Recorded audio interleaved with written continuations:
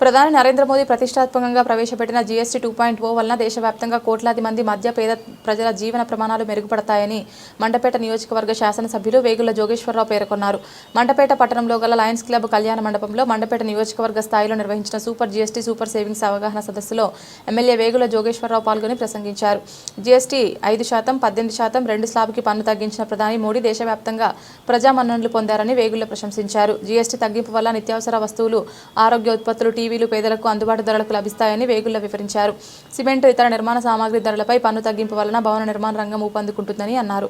ఈ కార్యక్రమంలో బీజేపీ నాయకులు కోన సత్యనారాయణ, మున్సిపల్ చైర్మన్ పతివాడ నూక దుర్గారాణి, నల్లమిల్లి వీరెడ్డి, ఎంపీపీ ఉండమల్ల వాసు, మాజీ మున్సిపల్ చైర్మన్ చుండ్రు వరప్రకాష్, పిల్లి గణేష్, అధిక సంఖ్యలో కూటమి శ్రేణులు, సర్పంచ్లు, ఎంపీటీసీలు, వాణిజ్య పన్నుల అధికారులు, పంచాయతీ కార్యదర్శులు పాల్గొన్నారు.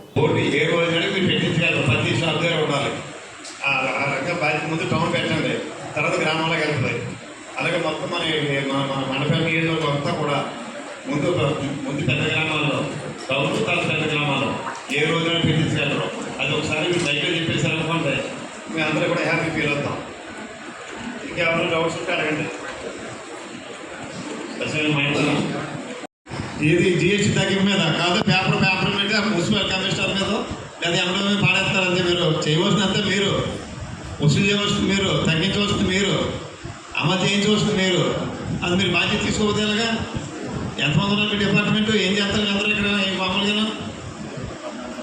14 మంది పంచుకోండి. మా 14 ఏరియాలు చేయండి, మామూలుగా ఆలోచించండి. 3 రోజుల లోపల అవ్వకపోతే కంపల్సరీగా మీ సేల్స్ ట్యాక్స్ మినిస్టర్ గారికి సీఎం దృష్టి పెడతాం మేము. ఇప్పుడు ప్రైమ్ మినిస్టర్ ఎందుకు వస్తారు ఇక్కడికి? సరదా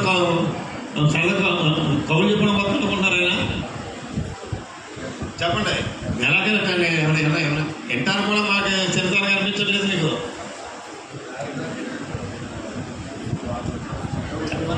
మాట్లాడే షాపులు, సిమెంట్ షాపులు, వాటన్నిటికీ మేము తిరిగి బోర్డు కూడా పెట్టుకుని వారికి విజ్ఞప్తి చేసాం.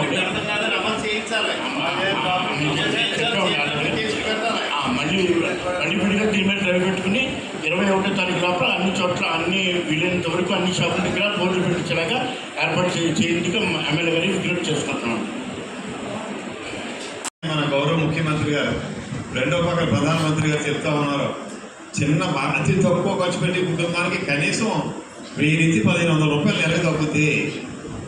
కొంత ఎక్కువ ఖర్చు పెట్టి కుటుంబానికి 2000 నుంచి 5000 దాకా తగ్గుద్ది అని చెప్తాయి. నిత్యావసర వస్తువుల్లో మనం రోజు వాడుకుని ఆ స్వభావంలో ఉంటే లేదా వంటలో ఉండి ఏదైతే మొత్తం రోజువారీ ఖర్చుల్లో మనకి చెప్పేది ఏంటంటే ఎక్కడ కూడా మనకి ఫలితం కనపడలేదు. అంటే ఇక్కడ ఇదంతా కూడా బూడిదలో పోసిన పన్నీరు అయిపోతూ ఉంది.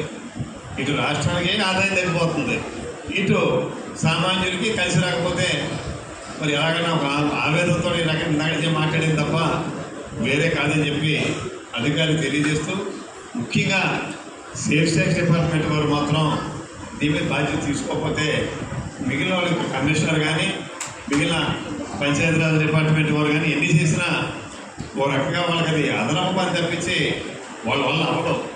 మేము వీళ్ళకి షాపుల మీద కంట్రోల్ వేసుకుని right capacity only sales tax డిపార్ట్మెంట్గా ఉంది కాబట్టి మరి దాన్ని ఖచ్చితంగా మరి అమలు చేయించాలని. అదేవిధంగా మరి మీరు సీటు వారిని ఎలాగన్నారంటే అది ఆయన బాధ్యత రాయించింది తప్ప వేరే కాదని చెప్పి అనుకుంటున్నాను.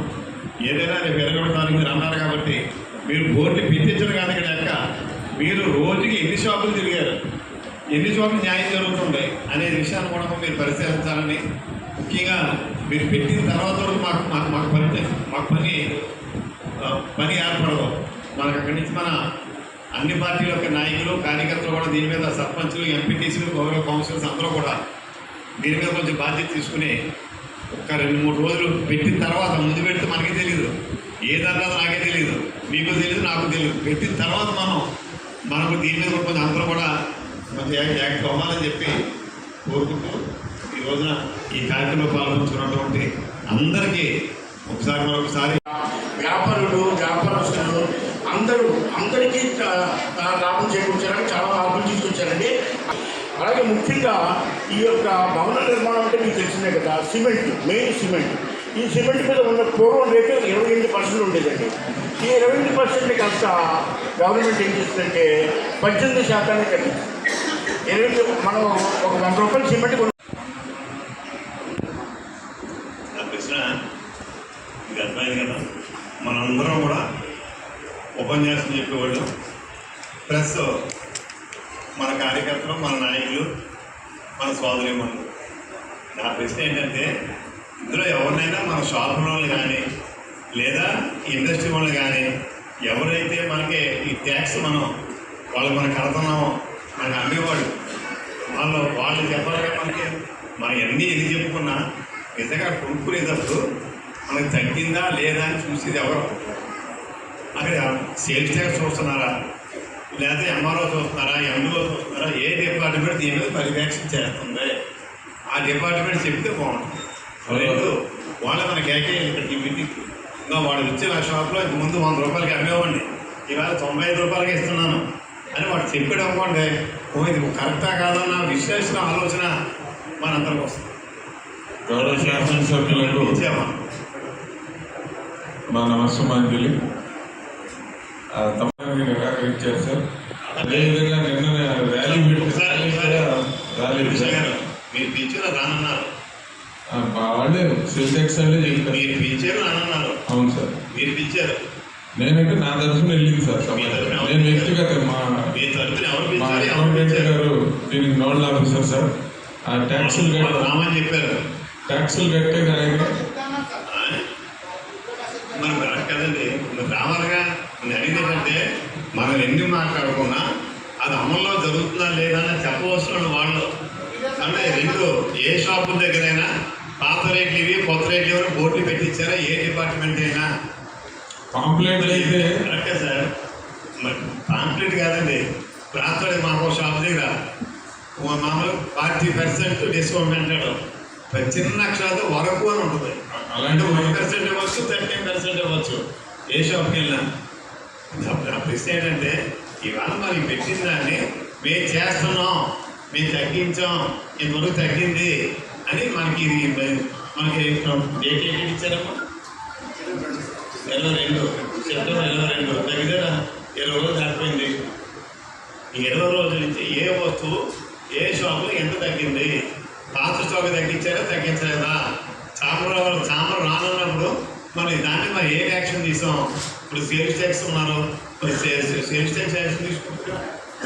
మీకంటే సర్వే జరుపుతారు, ఎండిఓ అంటే అసలు ఎవరో జరగరు, షాప్లో రెవెన్యూ జరుపుతారు. అంటే ఎన్ని జరుగుతాయి? Consult department. ఇప్పుడు సేల్స్ ట్యాక్స్ అంటే అందరూ జరుగుతారు. మరి ఎందుకు మనం పెట్టుకొని మాట్లాడుకుంటే ఏంటి ఉపయోగం? అంటే మీరు అందరూ చెప్పింది ఏంటంటే, పైనుంచి పెట్టమన్నారు, పెట్టేసాం, ఫోటో తీసుకున్నాం, అయిపోయింది. కరెక్ట్ కాదు. దీన్ని మనం ముఖ్యంగా సేల్స్ ట్యాక్స్ డిపార్ట్మెంట్ వాళ్ళు విజ్ఞప్తి ఏంటంటే, ఇది మీరు చేయవలసిన ప్రాసెస్. చేయవలసిన పని మనం చేస్తే పని అవుతుంది. ఏ డిపార్ట్మెంట్ చేయవలసిన పని వాళ్ళు చేయగలరు. ఇప్పుడు శానిటేషన్ మీరు చేయగలరు. అంటే మనకి అది మీ బాధ్యత ఏం పెడుతున్నారంటే, ప్రతి దానికి కలెక్టర్ గారికి కానీ మీకు కానీ రెవెన్యూ మీరే కాబట్టి మీకు ఆర్డర్ చేస్తున్నారు వాళ్ళు. మెయిన్ తప్పించుకునే డిపార్ట్మెంట్ అనేది సేల్స్ ట్యాక్స్. ఎవరికీ మీకు పని కంట్రోల్ ఉండదు, రెవెన్యూ ఉండదు, మీ ఎవరి కంట్రోల్ ఉండదు. మీ డిపార్ట్మెంట్ మీరే సుప్రీము. మీ సేల్స్ ట్యాక్స్ వాళ్ళు పట్టించుకోవట్లేదు ఎక్కడ కూడా. సేల్స్ ట్యాక్స్ వాళ్ళు పట్టించుకుంటే చాలా రేట్లు తగ్గుతాయి. చాలా షాపులు ఏం చెప్తారంటే, మీకు పాత రేట్లో కొన్నాం, తర్వాత తగ్గుతాయి. ఎప్పుడైతే తగ్గుతాయి? సమాధానం చెప్పరు. ఎప్పుడు పాత స్టాక్ అవుద్ది? మొన్న ఒక ఆయన అంటే మా ఇంటి దగ్గర ఉన్న షాప్ అయినా పాత స్టాక్ అంతా పట్టుకుపోయారండి, మళ్ళీ కొత్త స్టాక్ మళ్ళీ ఇస్తున్నారు వాళ్ళు. అది వాస్తవం కాదా? చెప్పండి. ఇప్పుడు పాత స్టాక్ అంతా వెనక రెప్పు రాస్తారా?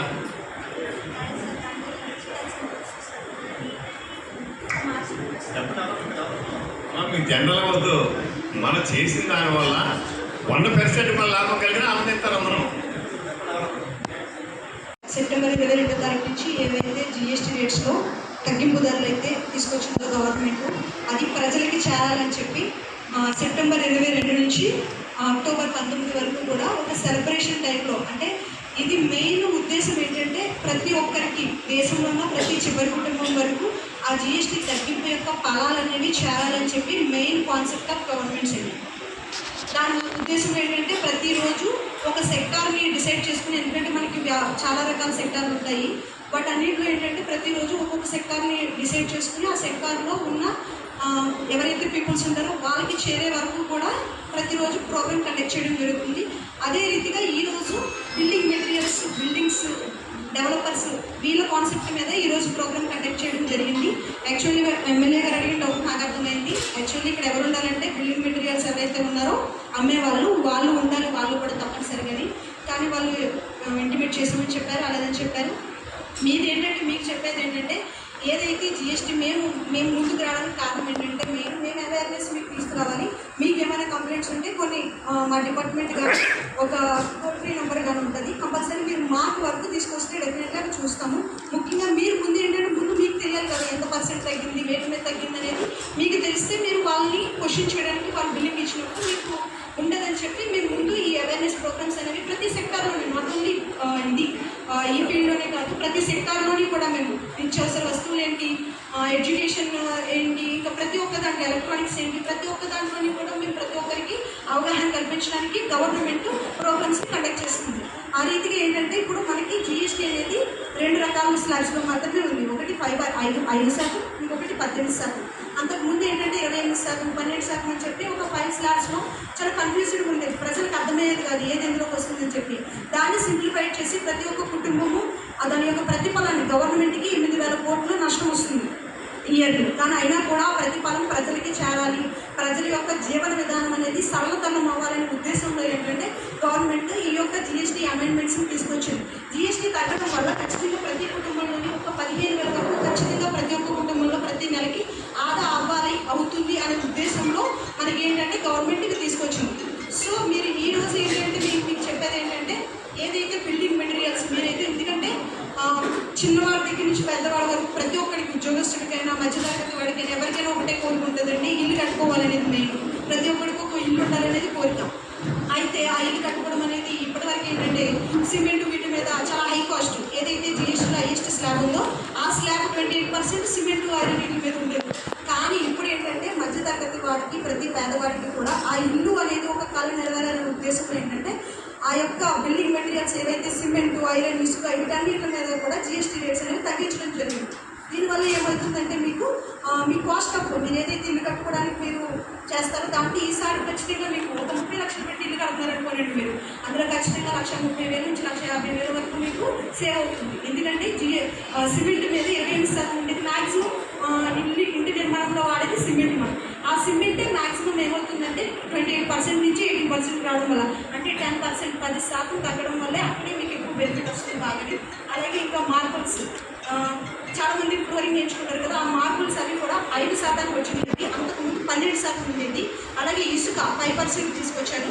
తర్వాత నెక్స్ట్ అలంకరణ వస్తువులని ఇంట్లో ఏవైతే శానిటరీ ఇదంతా ఉన్నది కూడా అదంతా కూడా 28% నుంచి 18% 5%